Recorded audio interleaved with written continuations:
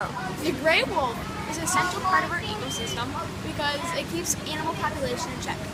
It can also kill animals 10 times its own size. For example, the bison. The goldenrod gives off a smell that attracts pollinators. It also, when it's young, makes it so that the leaves are edible, but I highly suggest you don't try that. The northern chorus frog can get as big as 30 millimeters. And during the winter, its body can freeze solid, and when it warms up in spring, it'll just hop away. The northern cricket frog can jump up to 3 feet. It also is one of the smallest vertebrates in the U.S. The rough-legged hawk has a broad wingspan so it can soar over the grass and find and kill its prey.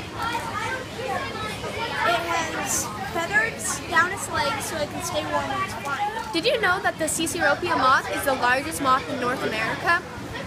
The female moth can send out a chemical signal to attract a mate, but the bulla spider can mimic that signal exactly, and then the male moth will come to the spider, and so the spider will have a tasty treat. Rattlesnakes are tannish brown, and they have black-brown stripes on their back, and this makes them very camouflaged. The sound of their rattle is actually muscle contractions that cause the scales to click together and make a rattle sound. Did you know that the blazing star is brightly colored to help attract pollinators to it so it can reproduce? It also has a place it can store water for a time it will really need it, like a drought. Pocket gophers have many adaptations for their underground lives, including their long, sharp claws for digging, and did you know that their lips close under their incisor teeth so that they can dig with their teeth? A sparrow can go over 40 miles per hour, so it can get away faster when predators are trying to hunt them.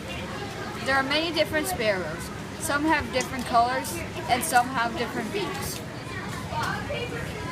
The garter snake is one of the only snakes that give live birth to snakes, because the eggs hatch inside of the mom. The bisons are very large. They can be over 6 feet tall. The bison has a head with a thick skull and deep brown fur. Prairie falcons have strong talons and beaks so they can catch and eat their prey.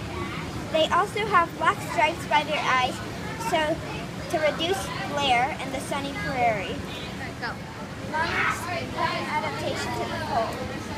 When winter comes around, they migrate 3,000 miles to Mexico and hibernate there for the winter. They're also poisonous to defend against predators. Prairie dogs have many adaptations for the prairie. They get all their water from plants because water is sometimes hard to find in the dry prairie. They also can stand up on their strong hind legs so they can look for predators. The leafy spurge plant is our invasive species. It has overgrown and displaced many native plants of North America.